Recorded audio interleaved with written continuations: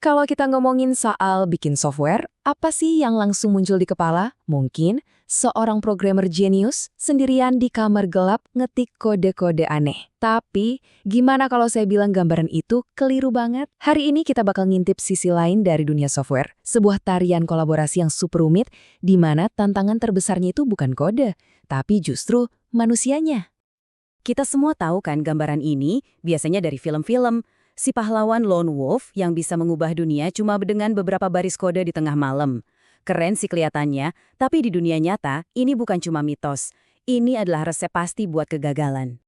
Kenyataannya itu jauh lebih berantakan, tapi juga lebih menarik. Software zaman sekarang itu kompleksnya minta ampun. Jadi nggak mungkin ada satu orang yang bisa paham semuanya. Coba bayangin deh, ini bukan lagi soal bangun satu gedung, tapi bangun satu kota. Dan yang ironis, banyak studi nunjukin kalau masalah terbesarnya bukan soal ngerancang jembatan yang kokoh atau algoritmanya, tapi gimana caranya biar arsitek, insinyur, dan semua pekerjanya itu ngomong pakai bahasa yang sama. Nah, disinilah masalah utamanya sering muncul, namanya tribal knowledge. Ini tuh informasi super penting soal cara kerja sebuah sistem, tapi cuma ada di kepala segelintir orang. Nggak pernah ditulis, nggak pernah didokumentasiin. Mirip kayak peta harta karun yang cuma ada di ingatan satu orang, kalau orang itu pergi, ya udah wassalam, hartanya hilang selamanya. Ini ngebawa kita ke sebuah istilah yang kedengarannya serem tapi penting banget, buzz factor. Pertanyaannya simpel aja, berapa banyak orang di tim yang harus, katakanlah, ketabrak bus, atau ya lebih realistisnya pindah kerja sebelum proyek ini lumpuh total? Kalau jawabannya satu, wah itu artinya tim Anda punya masalah besar. Coba deh kita bayangin sejenak. Apa yang bakal terjadi kalau orang yang paling jago, yang paling paham sistem di tim Anda, tiba-tiba besok ngajuin surat pengunduran diri?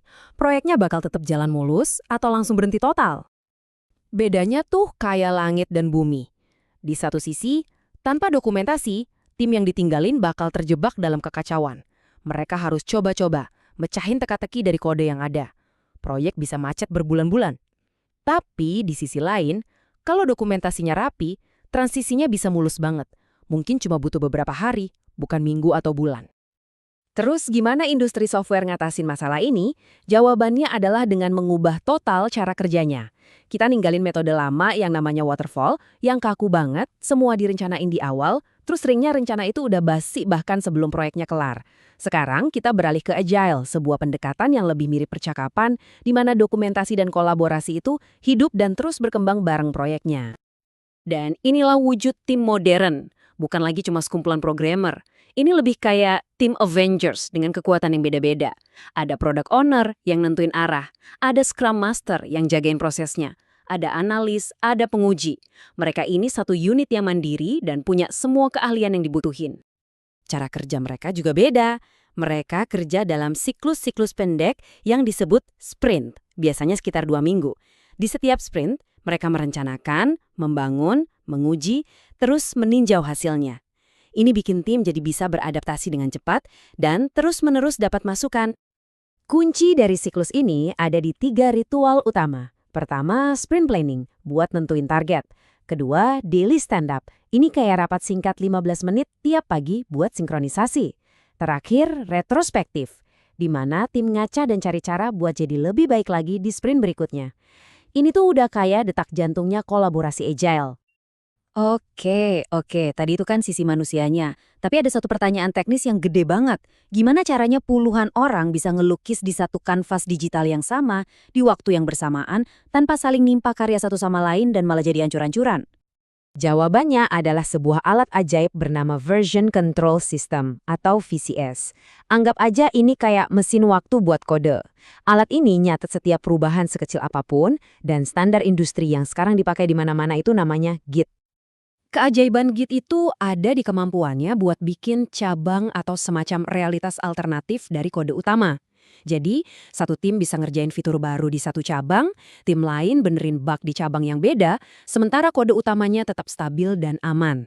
Ini tuh kayak kerja di alam semesta paralel yang nantinya bisa digabungin lagi. Keren kan? Nah, momen kolaborasi teknis yang paling krusial itu namanya pull request. Ini adalah saat seorang developer bilang, "Woi tim, kerjaan gue udah kelar nih. Tolong cek dulu ya kode gue sebelum digabung ke proyek utama." Ini adalah gerbang penjaga kualitasnya. Proses peninjauan kode ini punya satu etika emas. Kritiklah kodenya, bukan orang yang nulis kodenya. Tujuannya itu bukan buat nyari-nyari kesalahan atau nyalahin orang, tapi buat saling berbagi ilmu, nemuin potensi masalah sejak dini, dan bareng-bareng mastiin kualitas kodenya terjaga. Intinya, ini soal tumbuh bersama. Jadi, kalau kita lihat lagi, semua alat dan ritual ini tujuannya bukan cuma buat bikin produk. Ada tujuan yang lebih besar, yaitu membangun sebuah memori kolektif yang hidup untuk proyek itu. Pengetahuan gak lagi kesimpan di kepala satu orang, tapi tertanam langsung di dalam proses kerja dan dokumentasinya.